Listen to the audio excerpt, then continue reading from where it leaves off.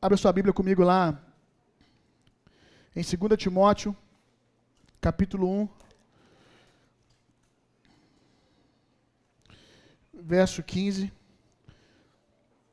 Vocês ficam botando essa garrafa d'água aqui, o pessoal fica pensando que eu estou cheio de dinheiro. Essa garrafa d'água aqui, cada uma custa R$50. Mas eles estão enchendo na torneira ali, tá, gente? É melhor avisar, né? Fico super coach, né? Com essa garrafinha aqui. Mas eles estão enchendo na torneira, tá? Não estão gastando dinheiro com água de R$50, não. Se for filtrada, eu já vou agradecer. 2 Timóteo, capítulo 1, verso 15. O apóstolo Paulo, ele está aqui na reta final da sua jornada. O apóstolo Paulo está preso e nós sabemos, e lendo também as suas cartas, percebemos que ele também sabia que, diferente de outras vezes que o Senhor havia o livrado, dessa vez seria a sua promoção, que é como ele encarava, né? Ele mesmo vai dizer que gostaria muito de estar com o Senhor, mas me é necessário ainda estar com vocês e por isso fico dividido, demonstrando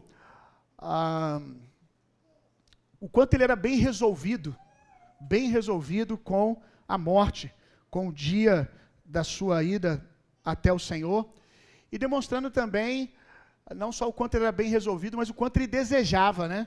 Ele chega a dizer que por ele queria estar com o Senhor, só estava em vida ainda, só havia algum apreço pela vida, pela missão, por aquilo que ainda tinha que realizar na vida dos seus discípulos, na implantação das igrejas. E aqui ele está no final da sua vida, já sabendo que será os seus últimos dias, é a sua última prisão, depois de tantas outras. O contexto da prisão do apóstolo Paulo aqui, nesse tempo Nero era o imperador, e quem conhece um pouco de história sabe o quão louco que Nero era. Nero botou fogo em toda a cidade e fez com que a culpa disso caísse sobre os cristãos. Então os cristãos aqui estão vivendo o mais alto nível de perseguição, não mais uma perseguição apenas por pregarem o evangelho, mas uma perseguição por serem aqueles que, segundo Nero e a multidão que acreditou juntamente com Nero, tinha botado fogo em Roma.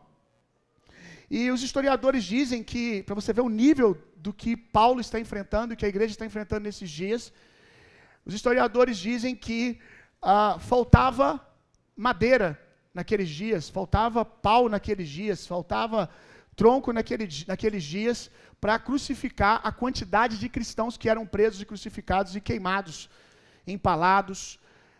Então foi um tempo dos mais difíceis para a igreja do primeiro século. E é nesse momento na história que nós estamos, e é nesse momento da história que vai aparecer um homem incrível. Um homem que tinha todas as desculpas para se omitir. Um homem que, o que ele vai fazer aqui, como você bem vai ver, poderia custar a sua vida e de toda a sua família, não só poderia colocá-lo em risco de passar pela morte, mas o pior tipo de morte possível, que era o que os cristãos estavam enfrentando naqueles dias. 2 Timóteo, capítulo 1, verso 15. Bem sabeis isto, que os que estão na Ásia, todos se apartaram de mim, entre os quais foram Fígelo e Hermógenes. O Senhor conceda misericórdia à casa de Onesíforo, porque muitas vezes me reanimou e não se envergonhou das minhas cadeias. Antes, vindo ele a Roma, com muito cuidado me procurou. Algumas Bíblias, a maioria, diz aqui, com muita insistência, me procurou e me achou. O Senhor lhe conceda que naquele dia ache misericórdia diante do Senhor. O quanto me ajudou em Éfeso, melhor sabe você a respeito disso. Então Paulo ele começa dizendo: aqueles que estavam comigo no começo, quando ele fala da Ásia, ele fala de igrejas que ele implantou. Aqueles que estavam comigo no início, aqueles que estavam comigo no momento da implantação das igrejas, e ele chega a citar 2 aqui, mas para não prolongar a conversa e a carta ficar grande demais, ele diz, todos os outros. Ele diz, eu estou abandonado. Nos meus últimos dias, eu me encontro sem aqueles que estiveram comigo no início da jornada. Por quê? Porque ir até Paulo, naquele momento, era se autoproclamar cristão. Paulo, em outro momento, vai até mesmo exortar o seu filho na fé, Timóteo, que era um jovem incrível. Mas nós percebemos na exortação de Paulo que até mesmo Timóteo encontrou o desafio de permanecer próximo de Paulo, aonde Paulo vai dizer, não se envergonhe das minhas prisões. Não se envergonhe por quê? Porque se você era visto com Paulo, você automaticamente era visto como um inimigo do império. Estava se denominando um cristão. Então quem ia até Paulo visitá-lo, estava colocando a sua vida em risco, a vida da sua família. E aí se destaca nesse tempo difícil, e é bem verdade que a Bíblia diz que são em momentos como esses que os verdadeiros amigos de aliança são revelados. É nesse momento da história que um homem não só vai até o apóstolo Paulo, mas, porque o apóstolo Paulo estava numa masmorra, num lugar podre, no subsolo, escondido, aprisionado, no pior tipo de prisão daqueles dias, Onesíforo teve que procurar insistentemente. Que coração é esse? Que ousadia, que homem de aliança é esse? Que não só vai até a região onde ele pensava, Paulo deve estar aprisionado aqui em algum lugar, mas ele vai de pessoa a pessoa, perguntando, se expondo, onde está Paulo? Você sabe por onde está aquele que eles chamam de arruaceiro, de inimigo do império? Pode me orientar? Sabe de alguma coisa onde eu posso encontrar Paulo? E ele vai insistindo até encontrar o apóstolo Paulo. E aí nós vamos ver o impacto que isso causa na vida do apóstolo Paulo. Dizendo, me encorajou. Que poderoso isso. Então eu quero destacar algumas coisas aqui. Primeiro, o nome de Onesíforo, o que significa? Aquele que traz lucro. Alguém que gera lucro. Alguém que é útil. Como nós estamos carentes de pessoas que estejam dispostas a serem forjadas para esse lugar de utilidade. Alguém que almeja ser útil. Alguém que almeja agregar valor na vida das pessoas que estão à sua volta. Por que eu disse que estamos vivendo um tempo de escassez que torna ainda mais necessário pessoas com esse caráter? Porque nós estamos vivendo um tempo onde as pessoas se vitimizam e querem todas as servindo. Quer que todo mundo seja útil para ele, mas não está disposto a agregar valor, a ser útil na vida das pessoas que o cercam. Você não precisa ser útil, você precisa de um lugar para ser amado. Deixa eu te dizer uma coisa, essa mensagem ela tem o seu lugar na vida de qualquer um, mas você precisa ouvir o que eu vou te dizer. Esse é o nível do berçário, irmão. Esse é o nível do berçário. É o nível quando você está quebrado. É o nível quando você passa por processos onde você é abusado por lideranças, é ferido, é usado de maneira indevida. Como eu disse, debaixo de abuso de líderes e coisas desse tipo. Existe um lugar, é no céu aberto. No céu aberto você chega e a gente vai falar com você que você, aqui no nosso meio, será amado por quem você é. Sim, você será amado por quem você é um filho de Deus. Então no começo você vai ouvir, olha, você não é o que você faz, verdade, mas tudo isso para que você seja curado para fazer com a motivação correta, não fazer para ser aceito, mas fazer para abençoar as pessoas que estão ao seu redor. Então a gente tem que tomar muito cuidado, essa mensagem ela tem o seu lugar, mas ela é a mensagem que nós entregamos àqueles que estão feridos, machucados e ao berçário. Quando você é curado, quando você amadurece, é bom que você entre no lugar aonde você deseja ser útil para as pessoas que te cercam, aonde você deseja ser alguém que agrega valor àqueles que estão à sua volta. Porque quem precisa de pessoas para trocar a fralda o tempo todo são os bebês, irmão. E eu quero dizer uma coisa, se você é homem, mais ainda você precisa desse lugar. Homens são amados por aquilo que eles fazem. E é assim que as coisas são. Você será sacerdote na sua casa, você será útil no seu papel na sua casa se você entender que você precisa agregar valor para a sua casa, agregar valor para a sua família. Então, nós precisamos entrar nesse nível de Onesíforo que se torna alguém que quer ser útil, que está sendo curado, que está sendo forjado, para que seja útil para as pessoas que o cercam. Deixar de ser alguém que é um consumidor, aonde eu preciso disso, eu preciso daquilo. Nós vamos passar a nossa vida vivendo esse relacionamento de via de mão dupla, onde nós precisamos das pessoas também. Mas uma vez que você é curado, você precisa ser alguém que busca agregar valor, a resolver problemas que estão à sua volta. Vamos lá. Algumas coisas que eu quero destacar aqui na postura de Onesíforo nesse texto que nós estamos lendo. Primeira coisa, procurou insistentemente. É alguém que não aceita desculpas para não servir.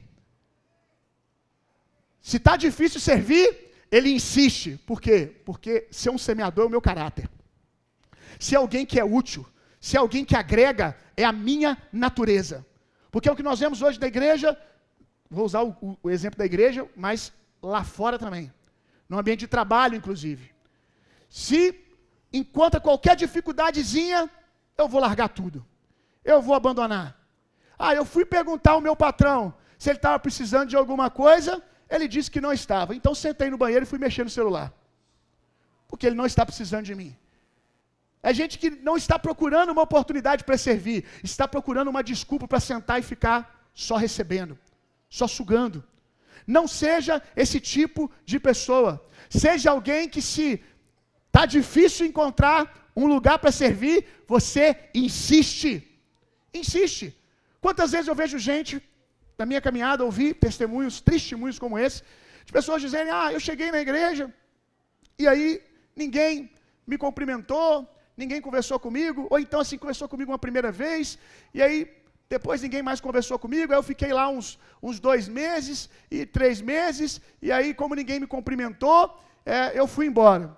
Acho difícil, e que continue assim, mas ainda assim não somos perfeitos, pode acontecer, mas acho difícil que isso aconteça no nosso meio, que a gente tem uma equipe só para celebrar você quando você chega. Mas, ainda que isso aconteça, irmãos, quando você chega na universidade, quando você chega na faculdade, você vai lá, faz a sua inscrição e vai para a faculdade. Quando você chega lá, se ninguém te cumprimenta, você vai embora da faculdade?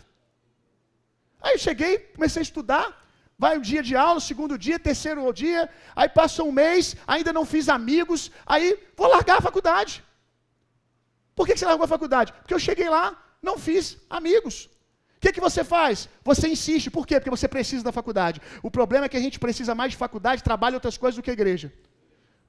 A faculdade merece o meu esforço. A faculdade merece, porque eu não vou largar a faculdade, estou pagando. O que eu quero aqui? Alguém maduro. Eu quero me formar. Eu estou aqui para isso. Claro que a comunhão vai ser bom, fazer amigos vai ser maravilhoso, tudo isso faz parte. Mas o que eu estou fazendo aqui? Quero crescer. Eu quero crescer. Então eu estou focado no meu objetivo. E aí, porque você foca no objetivo, as outras coisas acontecem. Porque você tem uma motivação que faz você insistir. Aí passa 3 meses depois, trabalho em grupo. De repente, você fez uma amizade, se conectou. E aí na igreja, as pessoas não fazem o mínimo de esforço. Você quer sentar no banco da igreja e ser cumprimentado, sei lá, porque Deus revela para alguém, numa igreja desse tamanho. Você não se esforça para ir para um grupo pequeno. Eu não estou dizendo que você tem que fazer, eu estou dizendo só que você não pode reclamar. Se você não insiste, não faz o mínimo de esforço para também se conectar. Então busque ser útil. Se a gente fala que está precisando, daqui a pouco você vai ficar sabendo, vai ter um mutirão, vai ser um momento lindo, né? Nosso mutirão para limpar a igreja e deixar ela pronta para a gente voltar. Aí a gente deve falar na lista de transmissão que todo mundo quiser ajudar, pode ajudar. Você está livre nesse dia? Vá. Insista para servir alguém. Você vai ver que se você for alguém que tem esse coração buscando ser útil, buscando agregar valor, você vai se conectar e vai ser promovido a níveis poderosos na sua vida. Então vamos continuar. Paulo chama Onesíforo de uma casa de encorajamento. Como que o mundo precisa disso? Como nós precisamos de mesas que nós nos assentamos e a nossa identidade é reafirmada no Senhor. Gente, até o apóstolo Paulo, é o apóstolo Paulo que está falando, eu fui encorajado, eu fui animado. Só diz que foi animado quem estava desanimado. Até o apóstolo Paulo precisou de alguém para trazer ânimo, para fortalecer, para reafirmar a identidade. Seja esse tipo de pessoa que busca sempre uma oportunidade para reafirmar a identidade de alguém em Jesus, para lembrar alguém o que ele carrega, o seu propósito, para reposicionar alguém na rota, que pelo desânimo, pela frustração, pelo abandono, pela perseguição, qualquer tipo de crise que esteja vivendo, está desorientado e você reposiciona essa pessoa, lembrando quem ela é no Senhor. Nós precisamos de gente assim, nós precisamos de casas assim. Aí eu lembro das nossas mesas. Louvado seja Deus pelos líderes aqui de mesa e pelos anfitriões, aqueles que não entendem que podem liderar uma mesa, mas abrem a sua casa. Abrem a sua casa. Vocês são verdadeiras casas de encorajamento. Vocês são um lugar de refrigério no meio da semana. Alguém que sai do culto aqui recebe uma palavra poderosa, mas na segunda-feira entra no embate.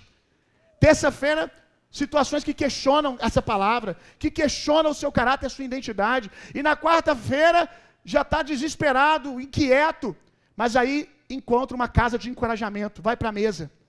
E ali é encorajado, nem sempre pela palavra, às vezes pelos testemunhos. Que alguém na hora da palavra vai pedir a palavra para dar um testemunho, e o outro fala, eu já passei por isso que você está passando. Eu já passei por essas coisas. E aquela pessoa é encorajada. Ela é encorajada porque alguém conta um testemunho e diz que venceu, então você vai vencer também. Ela é reanimada quando ela percebe que ela não é a única pessoa do mundo que passa por isso. Não é pessoal. Existem outras pessoas que passam por essas coisas e elas vencem, então ela pode vencer também. No final, na mesa, diferente daqui, que apesar você pode sair do seu lugar aqui e receber uma oração no final, mas lá na mesa você vai receber uma oração só de uma pessoa, não. Você vai receber uma oração coletiva. Na hora que termina a mesa, tem um momento para pedir oração. E aí, você levanta a mão, fala, eu quero pedir oração porque eu estou numa crise no meu casamento, eu estou passando por uma crise financeira, ou então eu só quero que vocês orem por mim. E aí você vai ali para o meio, as pessoas impõem as mãos sobre você e te encoraja através do poder da oração. Louvado seja Deus pelos anfitriões, não só pelos líderes, porque de nada adiantaria nós termos os líderes e não temos aqueles que são dispostos a ser casa de encorajamento. E eu quero desafiar você, se você está aqui hoje e tem o desejo de abrir a sua casa, num compromisso, toda quarta-feira você vai estar lá, com a sua casa aberta, para abençoar pessoas, para receber parte da nossa igreja, um líder que vai conduzir a palavra. Você procura o pastor Wesley, fica de pé, pastor Wesley. Procura o pastor Wesley, quero abrir minha casa, para abrir uma casa de encorajamento. Aleluia. E seja esse tipo de pessoa, independente se você vai ter uma mesa na sua casa ou não. Eu, enquanto estava lendo aqui, lendo em casa e depois aqui na adoração, pensando naquilo que eu iria pregar, de repente eu me vi quebrantado em alegria por ter tido um Onesíforo na minha vida, que hoje já partiu para o Senhor, não que eu não tenha outros, mas falando do meu amigo José, naquela parte da canção que fala, né, que cantamos, né, com aqueles que se foram e com aqueles que haverão de crer. Uau, que momento poderoso! Por que eu estou falando isso? Porque um encorajador, ele fala mesmo depois de sua morte. Um encorajador, ele fala mesmo depois que ele parte. Quando ele está aqui, ele está do seu lado dizendo, vamos junto, desanima não. Lembro que o Zé fazia isso muito comigo, às vezes é segunda-feira ele me ligava, o que foi, Zé? Não, cara, eu estou te ligando só para ver se você está descansando, cara. Você tem que descansar. Aí às vezes eu estava muito agitado, aí ele inventava uma desculpa para ir na minha casa, eu não preciso falar com você, tal. Aí chegava lá, é porque ele queria fazer alguma coisa para fazer eu ficar parado. Vamos sentar aqui, vamos jogar, vamos ver uma televisão. Você não tinha negócio para falar comigo? Não, não era isso não. Eu só queria fazer você parar um cadinho. Onesíforo, como ele foi importante e como ele é, porque agora, aquele que encorajou quando estava do meu lado, ele é um encorajamento a partir da eternidade. Por quê? Porque o meu desafio agora é, cara, eu quero ir para onde você foi, você cumpriu a carreira, você guardou a sua fé, e eu estou trabalhando para te encontrar no Senhor. E ele está, como a Bíblia diz, aqueles que encorajam. Talvez você teve uma mãe de oração, um avô de oração, um discipulador, uma discipuladora que partiu para o Senhor, que marcou a sua vida. E aí, a Bíblia diz que quando um encorajador como esse parte para o Senhor, ele é promovido para um lugar que a Bíblia chama de nuvem de testemunhas. Uma grande nuvem de testemunhas que diz no livro de Hebreus, que está ali torcendo para que nós completemos a nossa caminhada. O que isso é importante para mim? Isso é importante porque você vai morrer um dia e você precisa deixar uma mensagem de encorajamento para os seus filhos. Você precisa ser alguém que quando parte para o Senhor, todas as vezes que os seus filhos, todas as vezes que aqueles que você cuidou, aqueles que você influenciou, pensarem em sair da rota, você permanecerá vivo através dos seus ensinamentos, com o seu caráter de encorajador. Eu quero ser esse tipo de pessoa, meu irmão, que ainda fala depois que já morreu. Aleluia! Estava no início e permaneceu até o fim, mesmo isso custando a sua vida. Estava no início. No início, Paulo estava em Éfeso, foi onde ele conheceu Onesíforo. Em Éfeso, Paulo estava implantando uma igreja. Momento maravilhoso, momento de avanço, momento de conquista. Está implantando uma igreja? Claro que tinha níveis de perseguição, mas muito diferente do nível que ele está desfrutando agora. Então, era um tempo bom. Onesíforo era alguém que estava na hora da alegria, que estava na hora das bênçãos, no início, mas permaneceu, mesmo no tempo da dificuldade. Que você seja encontrado alguém assim, não só para com os seus amigos, não só para com a igreja, mas, sobretudo, para com o Senhor. Porque é o fim que diz, é o final das coisas que fala. Que você seja alguém que foi fiel no início, mas permaneceu, mesmo que no final seja um tempo difícil, que você seja encontrado lá, sendo fiel ao Senhor e aquilo que Ele está fazendo. E ele diz que Deus conceda, Paulo vai dizer, que Deus conceda misericórdia para os da casa de Onesíforo. A sua vida de fidelidade, o seu caráter de fidelidade, não vai trazer bênçãos apenas sobre você, mas ele toca a sua casa. Aquilo que nós fazemos pelos santos, aquilo que nós fazemos pelo Senhor, reverbera na vida dos nossos. Abençoa a nossa casa, abençoa a nossa descendência. Tem coisas que você está plantando hoje que os seus filhos vão colher, acessos, até naturalmente falando. Tem certeza aqui que tem pessoas aqui que tiveram pais, homem, mulher, um pai, uma mãe, um discipulador, um mentor, que era alguém de extremo caráter, integridade, amoroso, servo. E você já passou por momentos na sua vida que você foi em algum lugar e foi identificado como filho ou discípulo ou alguém que foi treinado por essa pessoa e a pessoa disse assim: olha, você é filho de fulano? Então peraí, vou te dar um tratamento especial. Peraí, para você vai ser diferente, porque alguém veio antes de você abrindo porta. Bill, nunca tive isso, então seja você essa pessoa. Seja você essa pessoa, porque aquilo que você faz aos santos reverbera na vida dos seus filhos. Tem um casal aqui na igreja, eu não vou contar quem são, um casal aqui na igreja que tem uma prática particular deles, que eu acho linda. Todo mês eles me procuram para me abençoar e dar uma oferta. Todo mês. Eles vão e tiram uma primícia e abençoam a minha vida e a minha casa. E tem uma oração que eu faço por eles todas as vezes, que os seus filhos colham aquilo que vocês estão plantando hoje. Que a sua casa seja sempre contada na mesa do conselho de Deus. Que tudo aquilo que o Senhor for fazer, que todo mover que o Espírito Santo for fazer na terra, Deus busque a sua descendência, por causa da sua fidelidade com aquilo que Deus está fazendo hoje. Pelo carinho que você tem com a minha casa. Quantas vezes essa oferta foi uma bênção na minha semana? Não pagou as despesas do meu mês, mas trouxe um refrigério para mim naquele dia. Permitiu naquele dia que eu saísse e comesse com a minha família. Permitiu naquele dia que alguma coisa se tornasse mais leve, porque alguém está abençoando a minha vida. E aí eu sempre olho nesse sentido. E não é apenas o que você faz a vida de um pastor, mas aquilo que você faz a alguém. Aquilo que você faz como quem faz ao Senhor, os seus filhos vão colher a respeito disso. Aqui no momento de oração, enquanto meu filho estava de joelho do meu lado, eu estava orando. Falei, Senhor, que a minha vida possa colocar o meu filho o mais alto possível. Que eu possa erguer ele o mais alto possível. Que eu possa apontar ele o mais alto possível para o Senhor. Através da minha renúncia, através daquilo que eu estou fazendo hoje. Então tem esse desejo no seu coração. Então vamos lá, eu quero pontuar rapidamente aqui. Quando a jornada fica difícil, verdades que certamente estiveram com Paulo na sua última prisão. Primeira verdade, não confie em seus sentimentos.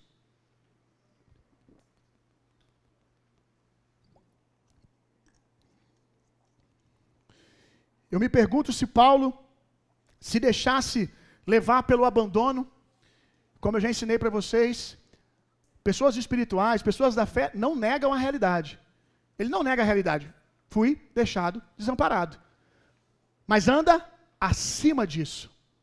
Ele diz, fui deixado desamparado. Mas ele não diz, eu me tornei a dor que me causaram. Imagina só se Paulo, uma vez abandonado, começasse a escrever cartas a partir da sua ferida. O que nós estaríamos lendo hoje? Numa outra prisão, num outro momento de prisão, ele vai dizer, alegrem-se, pois no Senhor, vos digo, alegrem-se no Senhor. Alguém que não deixou as condições se tornarem a sua realidade. Ele tinha uma desculpa, que muitos de nós cedemos a ela. Eu tenho o direito de ficar amargurado. Eu tenho o direito, eu fui abandonado. Gente, nós estamos falando de Paulo. Nós estamos falando de Paulo. Olha o que ele fez. Você vai ler assim, a defesa do apostolado dele, ele vai começar a falar o tanto de sofrimento que ele teve na sua jornada. Tudo por causa de amor ao Senhor e amor pela igreja. Ele vai dizer, pela igreja de Cristo eu sofro. Que lindo isso, mas custou muito. Ele deu tudo o que ele tinha. E aí tem um momento que ele vai relatar todas as dores que ele já sofreu. E aí ele vai dizer assim, mas nada me é mais desafiador do que o peso das igrejas. A responsabilidade pelos santos. Olha o nível de entrega desse homem. E ele está aqui, terminando a sua vida dizendo, as pessoas me abandonaram. Eu expus a minha vida disposto a morrer por elas enquanto estava implantando igreja. Enquanto pregava nas suas cidades. Sofreu apedrejamento, perseguição, deixado como quase morto em Éfeso. Éfeso, ele vai dizer que as pessoas de Éfeso eram como feras. O povo daquela cidade eram como feras, querendo partir ele ao meio. E mesmo tendo passado por tudo isso, ele está aqui e ele não se deixa ser guiado pelos seus sentimentos. Provérbios capítulo 3, verso 5. Confia no Senhor de todo o teu coração. Não te estribes, não se apoie no seu próprio entendimento. Nem sempre o que você está pensando é a verdade. É algo para você construir sobre.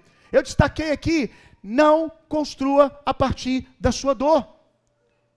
Não construa, tem muito profeta que profetiza a partir da sua dor.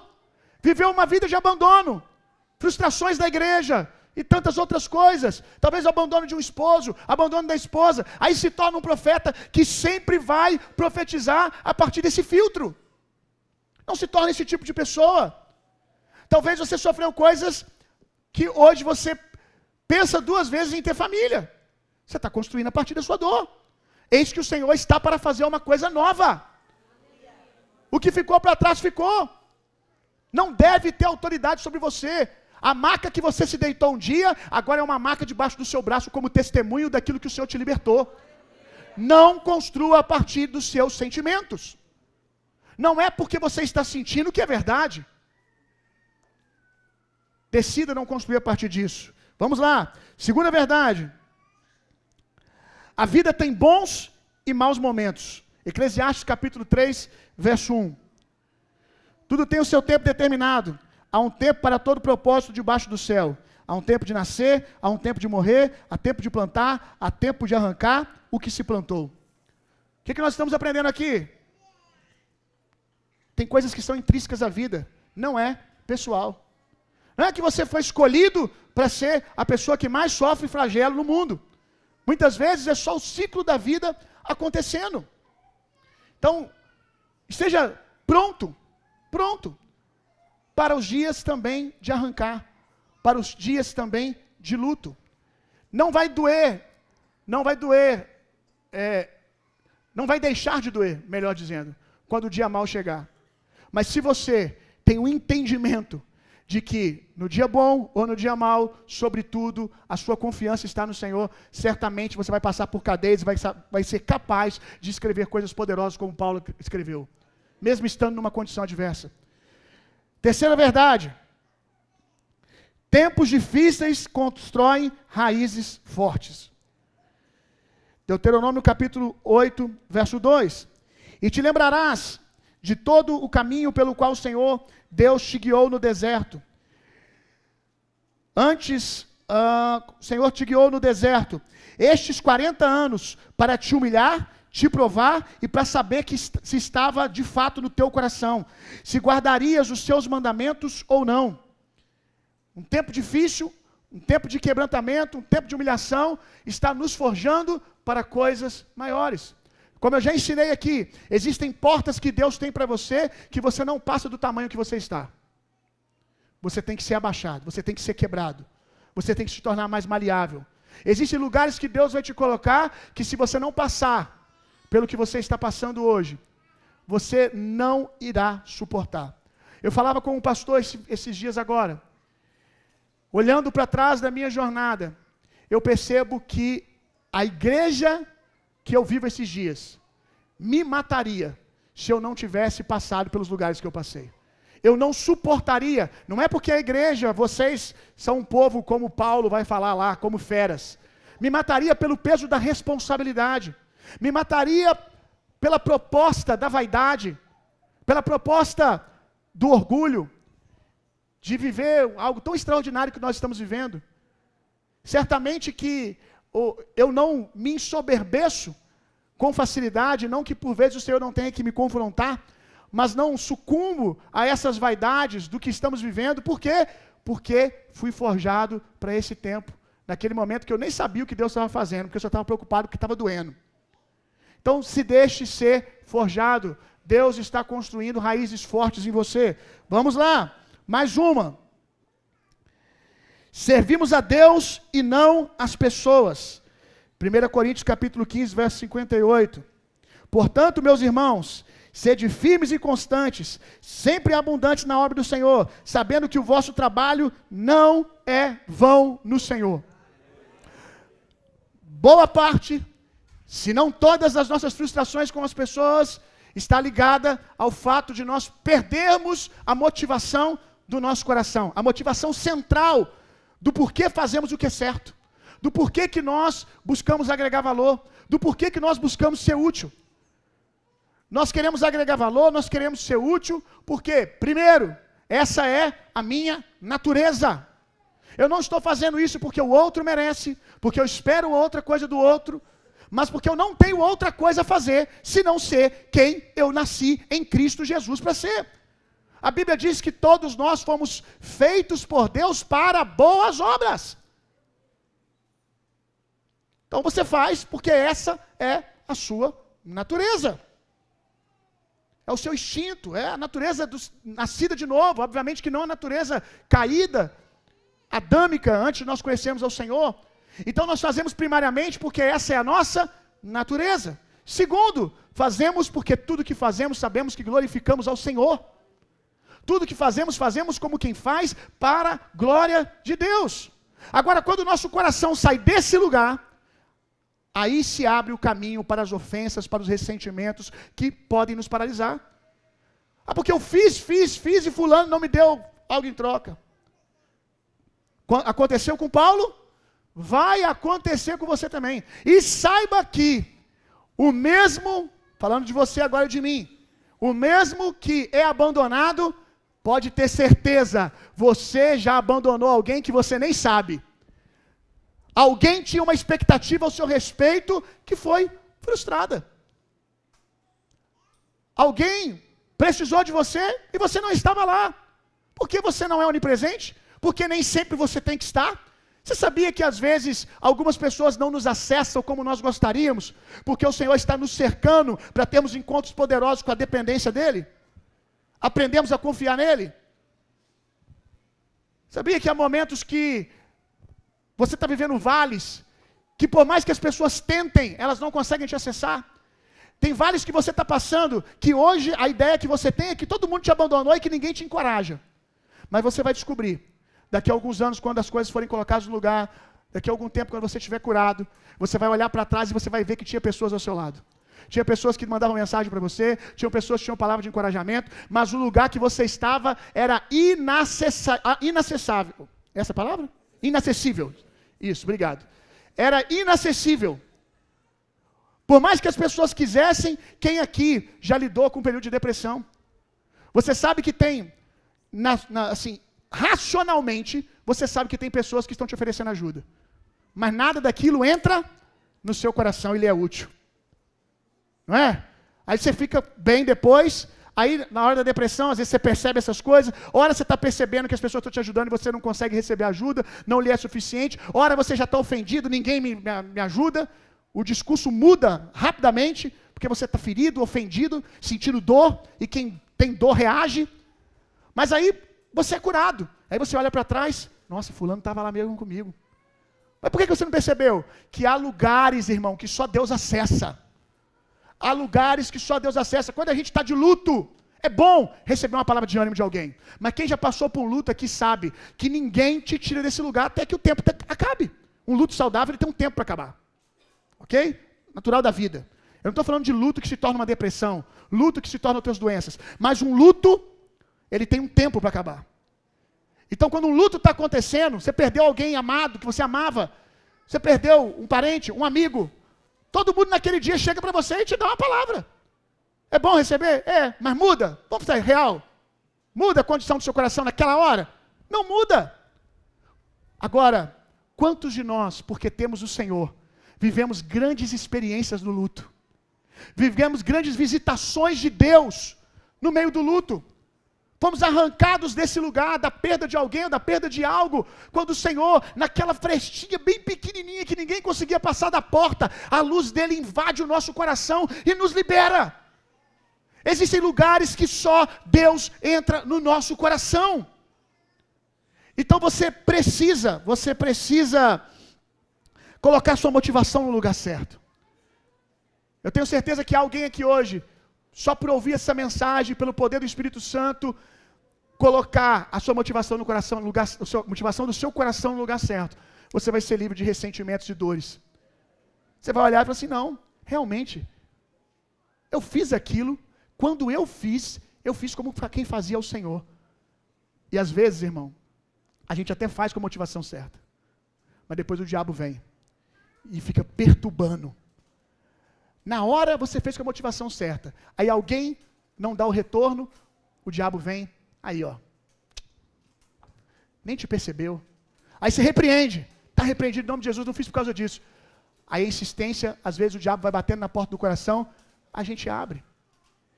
Mas talvez você vai se lembrar agora porque você fez, porque você tinha aprendido que essa era a coisa a ser feita, que amar pessoas é o seu novo coração em Cristo Jesus. Aleluia, vamos lá. Por último, a sua vida gera um impacto eterno. Muitas vezes não conseguimos mensurar o impacto daquilo que nós estamos causando ao nosso redor.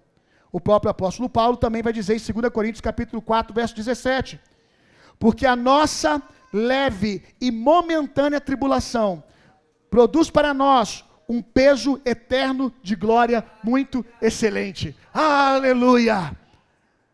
Todo desconforto, toda renúncia, tudo que nós plantamos por amor a Jesus e por amor a pessoas, nada disso será esquecido. E saiba uma coisa poderosa, aquilo que foi esquecido pelos homens te dará galardão maior ainda pelo Senhor, nas mãos do Senhor. Há um princípio que o Senhor Jesus vai ensinar, que aquele que recebe, ao fazer alguma coisa, aquele que recebe elogios, aquele que é percebido, aquele que é celebrado, ele já recebeu galardão por aquilo que fez. Portanto, não espere algo do Senhor. Mas aquele que faz, e ninguém percebe, ninguém celebra, ninguém elogia, esse galardão será vindo das mãos do Senhor. Então saiba de uma coisa, meu irmão, aquilo que você chama de perda, fiz e ninguém percebeu, amanhã você vai agradecer. Na eternidade você vai dizer, ainda bem que eu não recebi o que me era devido, porque agora estou recebendo o galardão das mãos do Senhor. Que essa seja a motivação do nosso coração. É esse lugar que Paulo encontrou para continuar pastoreando. Eu sei o que eu vou ouvir do Senhor naquele dia, servo bom e fiel. Eu sei o que eu estou trabalhando, o que eu estou colocando pessoas na eternidade. Eu estou impactando a vida das pessoas e mudando a vida delas para sempre, ainda que eu não veja. Outro texto, para a gente terminar. 2 Timóteo capítulo 4, verso 18. E o Senhor me livrará de toda a má obra, guardar-me-á para o seu reino celestial, a quem seja a glória para todo sempre. Amém. Paulo não está dizendo aqui, e ele está falando a partir dessa prisão que ele está, que nós lemos lá no início. Ele está nessa prisão, ele está escrevendo para Timóteo o seguinte: Deus vai me livrar de todo mal.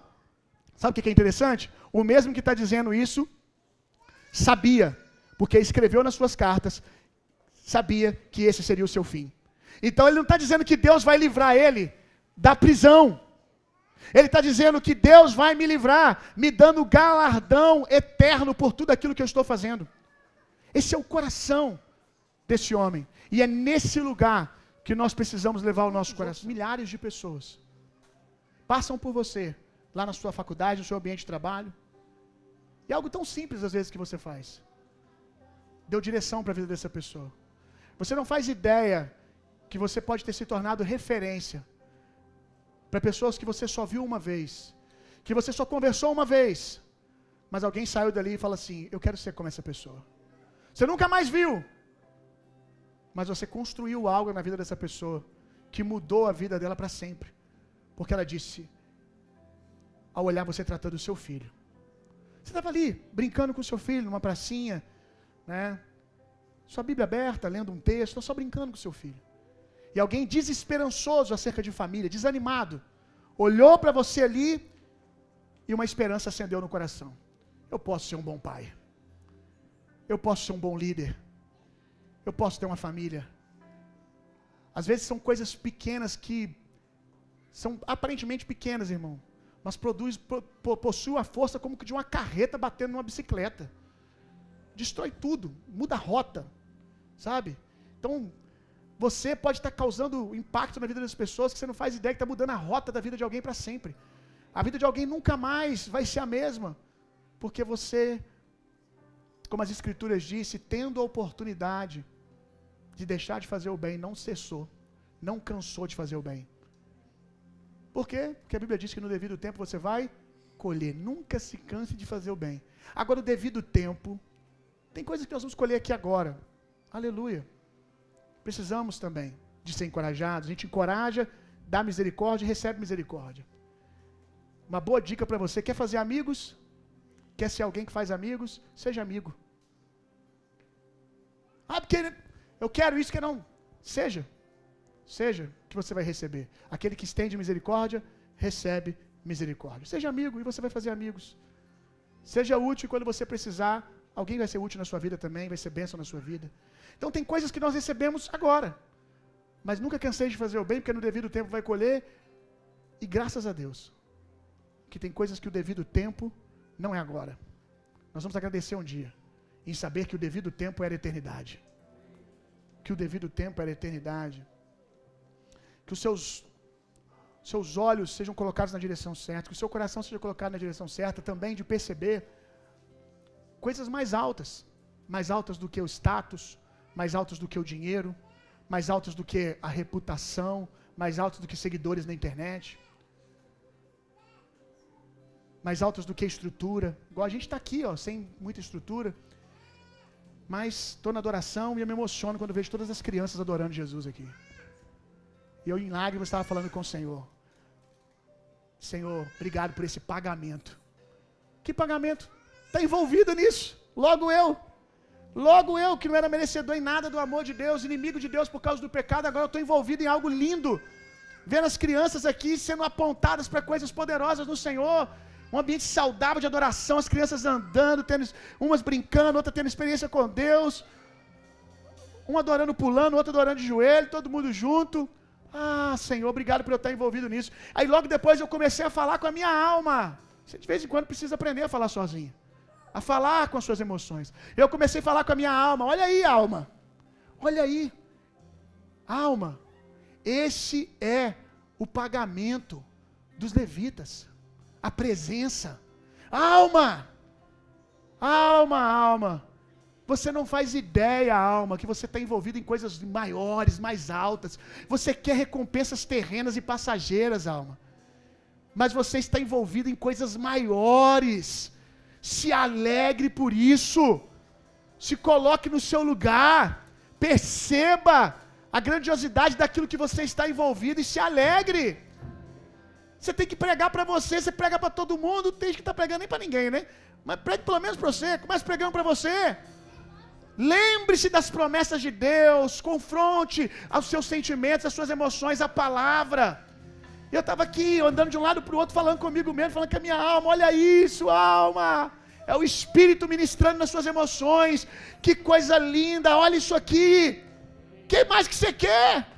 Que mais que você quer? Tudo que você quer é tão pequeno diante daquilo que você está envolvido. Você está envolvido em um negócio que tem mais de 2000 anos só de igreja.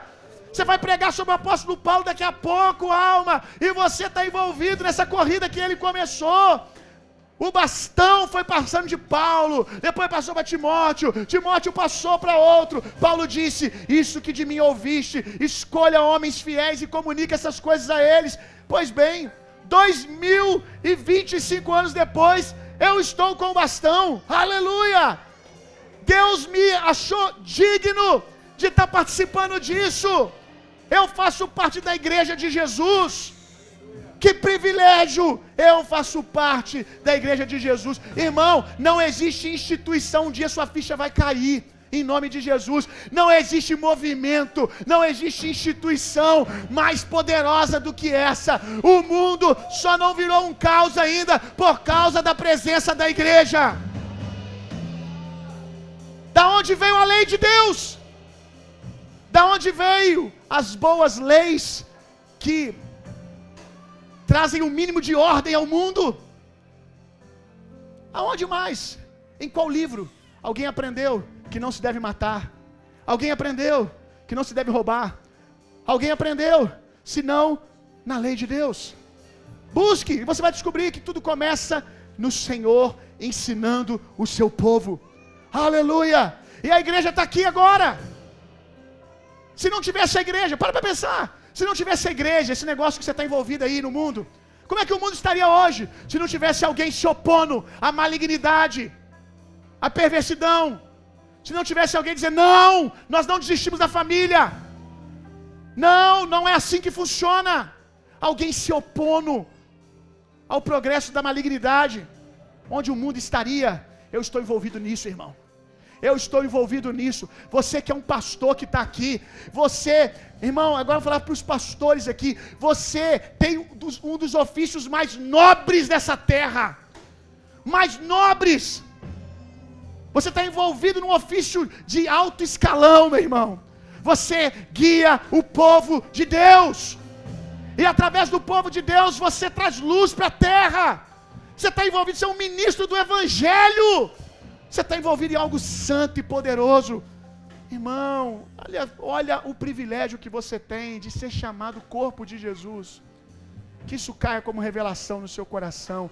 E você encontre um lugar de satisfação e contentamento. Que esteve com o apóstolo Paulo mesmo naquela prisão. Certamente que ele olhava para trás e disse: aleluia. Logo eu, que era perseguidor da igreja e inimigo de Deus, agora sou um santo trabalhando nas coisas de Deus.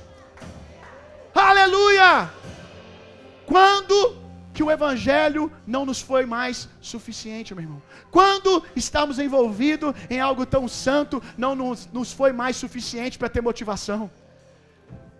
A nossa motivação é: nós estamos trabalhando com Deus, Deus nos escolheu, Deus nos chamou. A nossa motivação é: Ele, Romanos 5,5, nos deu um novo coração capaz de amar, um coração capaz de servir. Aleluia! Eu amo servir, eu amo ser útil, eu amo abençoar as pessoas. Por quê? Porque essa é a minha natureza em Cristo Jesus.